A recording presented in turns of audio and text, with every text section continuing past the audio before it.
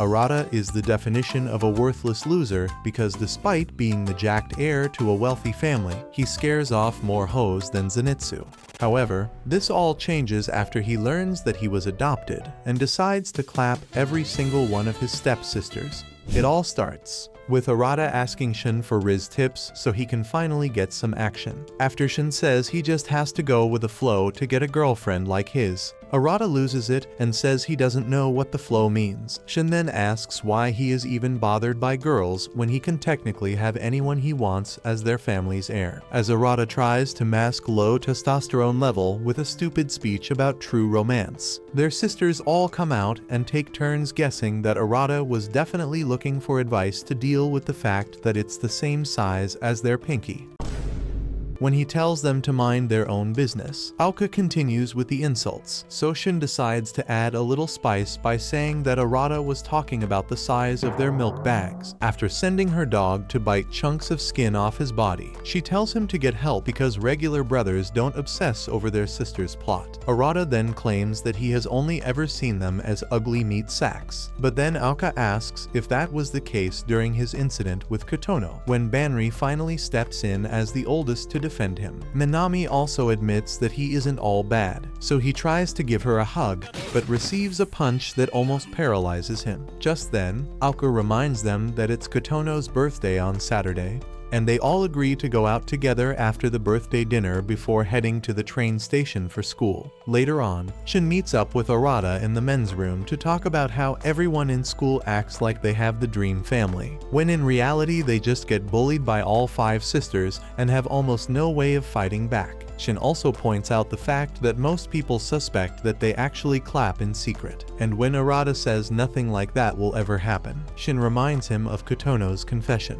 Hours later, Arata considers sending a friend request to his crush, but chickens out right before Aoka comes in to ask for his notes. As she reads through them, he notices that jugs have changed a bit and says she should start acting her age, but then she calls him stupid for thinking she needs to be civilized up in the same house that they all grew up in. The next moment, she asks about his crush and says Shin told her all about it, so he reluctantly tells her the girl's name. After saying that they are actually on the same committee, she tries to set them up, but he tells her to focus on finding someone that can put up with her irritating personality instead. On Kotono's birthday several days later, he puts on a suit and waits until dinner time before heading out and seeing Aoka, who then manages to squeeze out a compliment before heading down. At the dinner table moments later, Minami tries to apologize for losing her AirPod, but she gets pissed and continues cussing until they both start arguing. After Arata tells them to stop, their dad, Kaname, finally shows up and thanks them all for waiting. Just as they make a toast to Kotono, Kaname decides to drop a bomb and says they are all actually adopted. Arata immediately asks for an explanation, so he further explains that while Minami and Shin are actually twins, the rest of them are all unrelated, after also saying that he promised their mother to keep it a secret until the right time. He continues the dinner like nothing happened, but they all drift away from reality. Shortly after that, a maid tries to serve them tea, but Banri tells her not to worry and proceeds to serve it herself before Aoka starts talking about how she feels betrayed. After Seiha and Minami tell her to stop overthinking it, they ask Banri if she knew about it since she has been around longer. She then claims to have forgotten most of their childhood years and says the fact that they are all basically orphans who hit the jackpot should not change anything about their relationship. With that said, they all head inside to rest, but after a couple minutes of overthinking, Arata decides to cool off with a bath upon seeing all the plot covers in the laundry basket. He starts to accept that nothing has really changed until he locks eyes with Kotono in the bath. He immediately apologizes and turns to leave, but she asks for help with her back, so he ends up scrubbing while Shin meets up with Aoka to talk, as she starts to wonder how the sudden revelation will affect the fact that she has always treated Arata like her twin brother. Shin claims that the only thing they really have to worry about is how society will react when it becomes public news. Meanwhile, Kotono has just stopped Arata from going out, leaving him frozen in shock as he fears that she wants him as her birthday present. Yeah, boy. While he tries to get his sword under control, Shin tells Aoka that they can actually start a family harem because the law doesn't stop unrelated siblings from getting married. No, he's got a point. Naturally, she gets disgusted by the idea and asks if he has just been waiting for the perfect opportunity to unleash his creepy nature. After he immediately puts his guard back up and claims to only have positive thoughts of her as a sister, Aoka foolishly believes him and starts talking about the night Arata told her to cover up her melons. While chills run down her spine, when Shin tells her to cut him some slack, she asks if he knows what actually happened between him and Kotono, but he refuses to say anything because Arata made him swear to keep the truth to himself. Aoka then says that they all know he would never actually do anything to her, and further explains that they have just been using it to tease him. After giving it some thought, he tells her that Kotono suddenly decided to confess her feelings to him that night and refused to take no for an answer when he turned her down. As he tried to pull her away, they all entered the game room and thought he was the one making a move on her, so he decided to tell only Shin so the girls wouldn't trouble Kotono. Upon hearing this, Aoka tells him that they need to do something about Kotono, but Shin reminds her that she is still young and might just be confusing respect for love. When Aoka tells him to stop acting like he is some kind of wise mage, he agrees that Kotono's feelings might reach new heights, especially with the truth of their family finally being revealed. Back in the bath, Arata has just asked Kotono if some of the steam entered her head, but she responds by confessing her love again and refusing to let go of him. When he tells her to stop thinking anything can ever happen between them, she replies that she has already read about the implications of loving a brother, but still refuses to give up, so he pulls her away and explains that she is just confused. He then promises to continue looking out for her until the day her brain grows past phase 1 and fixes whatever went wrong with her ability to understand her own emotions. He also decides to keep what just happened to himself and turns to leave, so she walks back into the bath and says she has never met anyone capable of being so heartless and caring at the same time. Meanwhile, Konim tries to convince himself that wrecking the entire family was worth it by focusing on the promise he made to his wife. But Banri interrupts his meditation to talk about it. By then, Arata has just gotten back to his room and finds Seiya on his bed, so she asks if she got lost. When she asks where he is coming from, he quickly lies about needing to take a walk.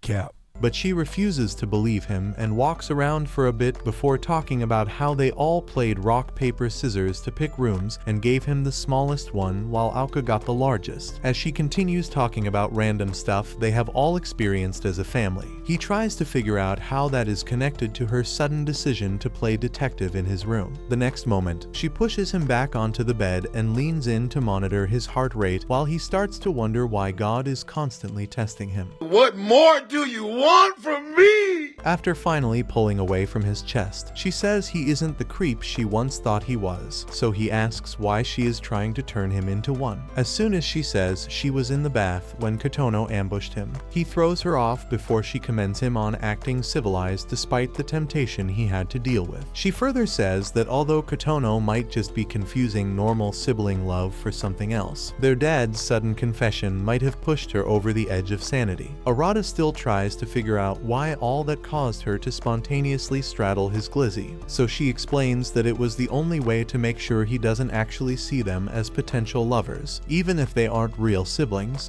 What? When he asks why she couldn't use a less creepy approach, she claims that method was the easiest because she doesn't have any feelings for him. She goes on to remind him that not being siblings means they might start ending up in freaky situations, but also tells him not to worry about her because she still sees him as an extremely ugly caveman. After reminding him that she is still his older sister and demanding for a little more respect, she leaves but takes a moment outside to make sure her little experiment didn't actually cause her to get any weird feelings, just as she manages to make herself believe that being so close to him meant nothing. Minami shows up and asks why she is outside his room, but says it's nothing and immediately walks away. The next day, Arata wakes up with the stress of their new reality still weighing on his shoulders before getting ready for school. The moment he leaves the room, he sees Banri in a lab uniform with Kotono and asks if she has finally lost it. So she explains that she is just trying it on before asking if he likes how it brings out the shape of her plot. When he calls her stupid for asking such a question so early in the morning, she tells Kotono not to feel bad about the fact that he hates them. So he tries to apologize, but gets even more confused when she tries to strip Kotono right in front of him. On the way out, Shin then tells him that she was probably trying to lighten the mood so they can go back to the way things were. Moments later, two random guys see the girls walking to school together and starts gossiping about their perfect drumsticks, as they go on to say that they have the most perfect family. Arata and Shin try to figure out how they will respond when the truth comes out. Just then, they realize that the girls are actually professional liars because they are all acting like it's another average day. While Shin and the girls go on about their day in school like absolutely nothing happened, Arata spends the entire day brooding until the last period. Upon getting to his locker to pack up, he continues reminding himself that the girls are still his sisters to make sure he doesn't start thinking of them in a freaky way. What do you mean by that? Just then, Minami shows up, so he asks if she skipped practice, but she claims to have the day off for once. As they walk together, he commends her on managing to stay consistent with her training despite all the pressure she is under as the school's hottest tennis protege. Just as she also tries to give him a compliment, three girls run up to get pictures with her and start glazing harder than unemployed Taylor Swift fans. When they finally leave, he asks why girls are also thirsting over her, so she tells him about a photo she took with a guy's uniform, which apparently made all the girls think she also likes to clap kitties. After wondering why he has never experienced such luck, he suggests going out and enjoying her day off. But then she explains that it was her coach who gave her the day off because she failed a placement test. This causes him to remember that she has always been the dumbest in the family, so he offers to help her study before taking her to a restaurant. While explaining the basics, he takes a close look at her face and sees why almost everyone wants a piece of her cake. She then asks for a detailed explanation of the difficult part. But as he breaks it down in ways her overactive mind can understand, she gets distracted. When he finishes, she acts like every word he said got carved into her brain, so he gives her a quick test and she proceeds to fail every single problem. As he starts to accept that she is a lost cause, she grabs the microphone to sing, and he ends up getting won over by her free spirit. Several minutes later, they head out. But while trying to say that she needs another study session, he sees his crush hanging out with someone else and hides. On the way home moments later, she admits that singing with him was actually fun, but he quickly reminds her that they were meant to be working on her rapidly diminishing IQ points. When she says their dinner with Kanem was insane, he asks for her thoughts on the current situation, and she suggests talking with him again to figure out who their real parents actually are, as she expresses a deep concern for Kotono. Seeing as she is the youngest and most sensitive, Arata starts to think that she isn't completely useless, but reminds her to keep the whole thing secret so they don't attract unnecessary attention. She goes on to say that not being actual siblings doesn't change anything about the relationship they have all built as a family, and this causes his belief in her to increase until she suddenly tells him not to worry about the fact that his crush is already giving another dude the slurp special. Huh? He immediately asks how she knows about it, so she tells him how Alka blabbed about his pathetic love life and suggests focusing on being a good older brother instead of trying to lose his V card. After patting his head and telling him to cheer up, she asks if they can play a game at home, but he refuses and says she should focus on fixing whatever is wrong with her head. At the house shortly after that, she gives Alka a box of cakes and hands over her AirPods before saying that she found it in her clubroom. After she apologizes for losing it, Alka gives it back to her as a hand-me-down and makes her promise not to be so careless before asking for help with the cakes because she can't eat it all on her own. Several days later, Arata completes his Ashton Hall morning routine, and on the way out, he sees Kotono, who then greets him and quickly leaves without saying anything else. This causes him to think that she might be over her abnormal feelings, but then Seiha startles him before reminding him to address her with respect like she said the other night. After he assures her that there is nothing to worry about in regards to the situation with Kotono, Minami jumps in like a caffeine junkie who just got their first hit of the day. While reminding him of the way she humiliated him in the game room the previous night, she calls him senpai, and Seiha immediately asks why. So she explains how he always tries to act like the reincarnation of Master Oogway. At school later that morning, Arata sees Lala from across the hall and stops to avoid her as usual, before Aoka suddenly whispers "I love you" into his ear. What do you mean by that? He immediately pulls back to make sure she is still in her right senses. But when he asks why she said that, she asks if he has tried saying those words to Lala. He then tells her that it would be completely stupid and humiliating because she would obviously reject him for her boyfriend, after she says that his overthinking is going to keep him single until his magnum withers away. Her friends call out to her, so she runs off to meet them. While he watches, she starts talking about their plan to take Kotono out to a park and celebrate her birthday together before offering to get a couple for them if they want. As her friends start acting like she is some kind of mythical princess, Arata wonders what would happen if he were to ever tell them how she acts like an unhinged psychopath at home. The next moment, one of them sneaks a peek at him and says that he is handsome. So the others also take a look and admit that they were always too intimidated by his physique to notice that he is actually attractive. When one of them teases the idea of becoming Aoka's sister-in-law, she tells them to forget about it because Arata doesn't have the slightest clue of how to treat a lady. She goes on to call him an ape that only evolved in his outward appearance while still having prehistoric brain matter. But then she also points out how organized he can be and slowly starts adding more compliments without even realizing that her face now looks similar to a stop sign. When they ask why she is blushing, she immediately starts walking off and claims they are already late for class, while Arata gets lost in thought and prays that nothing weird will happen when they all go to the park. Days later, they all get excited after finally reaching there, so Banri reminds them that they have to stay together and make sure Kotono enjoys every second. Right then, the mascot shows up, and Minami immediately takes off running with Aoka. So Banri and Arata beg the others to stay put so the both of them can go get food. Minutes later, they both return to the exact same spot and find absolutely no one. After seeing that they didn't even consider staying with the mascot, they both find a place to sit, and Arata spends a couple minutes calling them before giving up, when Banri suddenly says they should both go on a date.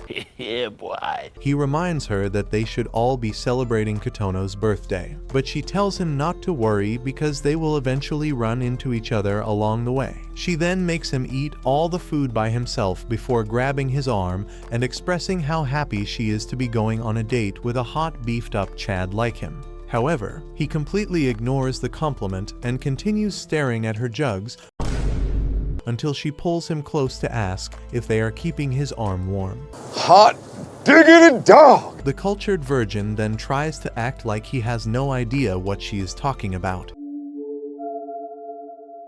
but she tells him to stop acting like he hasn't been craving some milk.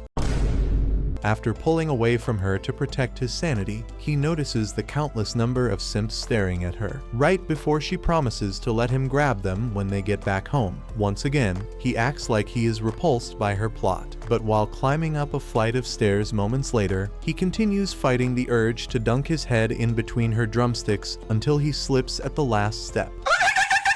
Shortly after that, they get on a ride, and he spends most of it trying to keep his food down before eventually getting a hold of Shin and learning that they are on the other side of the park. After Shin tells the rest of the girls where Arata and Banri are, Alka starts acting like they betrayed Kotono to go have fun, until Seiha reminds her that they were the ones who ran off first. They then take turns talking about how Banri is definitely taking every opportunity to tease him, but when Alka notices how comfortable it's making Kotono, she changes the topic and asks which ride she wants to go on next. Moments later, Arata and Banri find a new spot to take a break, and after he tells her about Shin and the others, she decides to go find them after her snack break, when he takes that as an opportunity to ask how she has been dealing with what their dad said. She admits that it has been troubling her, but says she will need to get more answers from him before making up her mind on what to do. She then notices the weird look on his face and asks if there is something else he wants to talk about, but after thinking of how she might react to what Kotono and Seiha did, he decides to keep it to himself and says he just doesn't want their relationship as siblings to change, as she immediately starts rubbing his head. He tells her to stop, but suddenly remembers that she has actually always been a little overprotective.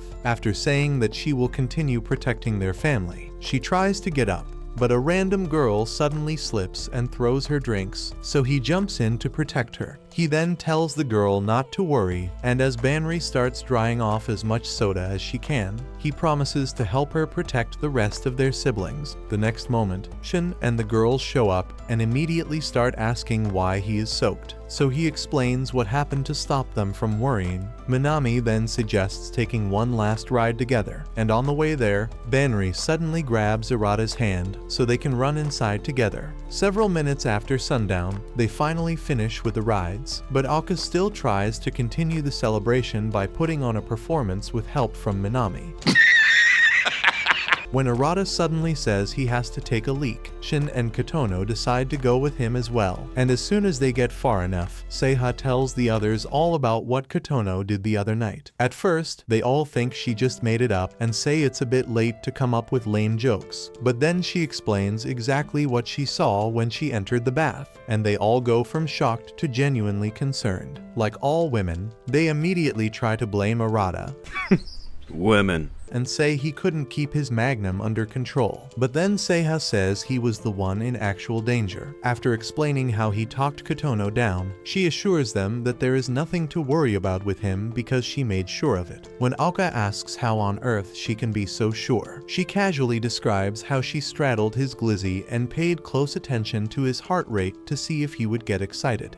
What? While Banri gets shocked by the fact that he could stay calm despite being in such a plotful situation, Alka tries to wrap her head around everything she just heard. Seiya then says they have to come up with a solution, but Banri tells them all to relax because it's definitely just a phase. After Minami also agrees that Kotono might just be confused, Seiya suggests keeping the discussion to themselves so Kotono won't feel embarrassed around them. Just then, Alka decides to tell them about the gaming room incident and completely changes the discussion as they all start to realize that Kotono might actually have feelings for him. Seiya then says that the revelation from their dad might have just given her every reason to fully commit to her love for him. However, Banri still says that she is going through a phase that will wear off as long as Arata doesn't do anything stupid. She also tells them that after the dinner with their dad, she couldn't stop thinking about everything and went to ask him a couple more questions. They immediately ask if there is more to know, but she says all he told her was that they were all orphans, and her parents in particular were never even found. After they all agree to keep the situation under wraps, unless Kotono acts up, Arata returns with her and Shin. As they all start heading home, he begins to feel confident that their relationship won't get ruined by one silly bathroom mistake. Minutes later, Arata ends up waiting outside a store while Shin and the girls decide to make one last stop at the park's merch store. Just as he sees someone that looks similar to Lala and freaks out, Alka comes out to check on him, and they end up taking a walk together. At one point, she stops and says they have to talk about the fact that they were never actually twins, but he tells her not to bother because he will never stop seeing her as his twin sister. Regardless, she continues talking about all the times they believed they had twin telepathy before suddenly saying that she loves him. Comment Alabama love story for the next part, and don't forget to leave a like and subscribe for more videos like this.